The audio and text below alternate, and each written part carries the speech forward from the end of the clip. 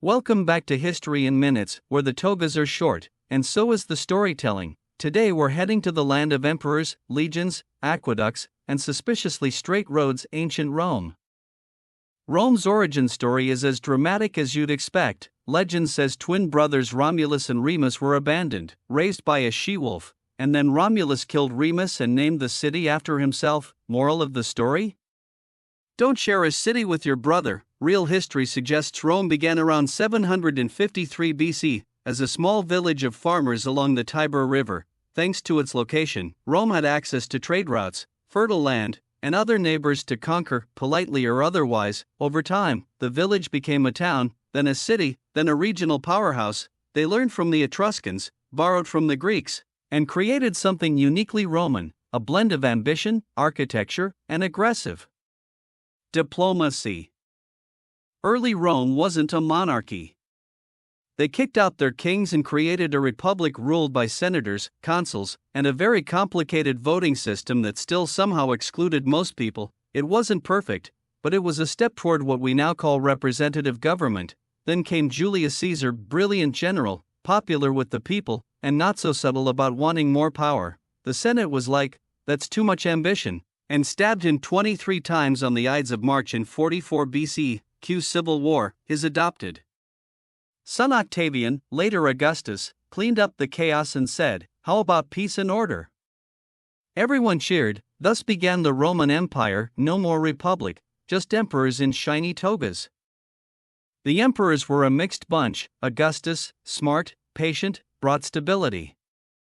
Rome loved him. Tiberius, moody, spent too much time on a private island. Caligula, threw parties, insulted senators, and tried to make his horse a consul. Claudius, underestimated, but expanded the empire into Britain. Nero, possibly fiddled while Rome burned.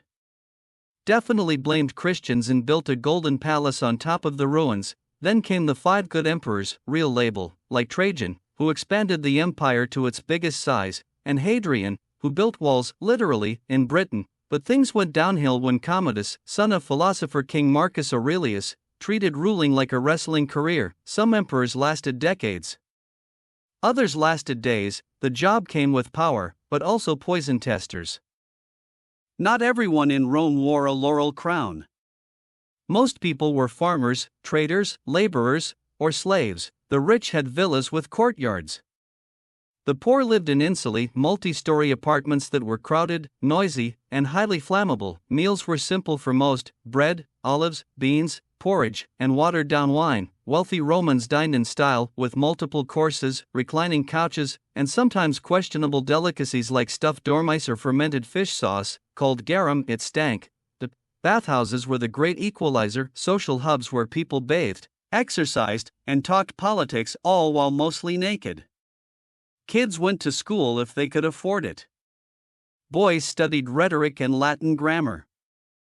Girls usually stayed home, unless their families were unusually progressive. Entertainment included theater, gladiator games, chariot races, and betting on nearly everything. Romans didn't invent bread and circuses, but they definitely perfected it.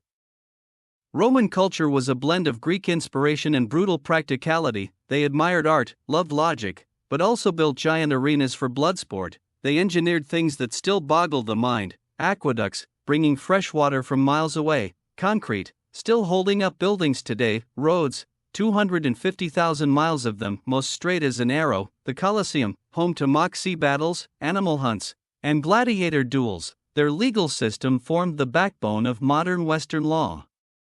Their architecture inspired everything from cathedrals to Capitol buildings. Latin, though dead, still survives in medicine, law, science, and every time someone says etc. or carpe diem. And Roman calendars, months, even the name July, after Julius Caesar, yep, all still in your phone. So what happened?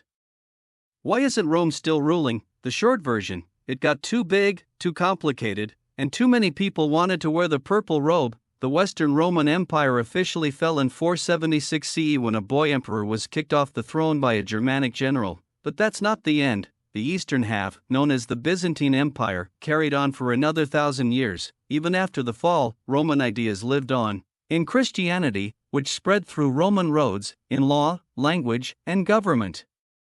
systems, in literature, coins, cities, and your favorite historical drama series, Rome may have collapsed, but it never really went away, it just moved into your legal system, architecture, and vocabulary.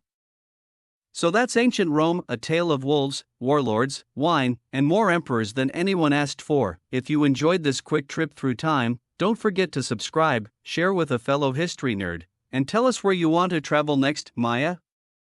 Persia? The Aztecs? We've got time.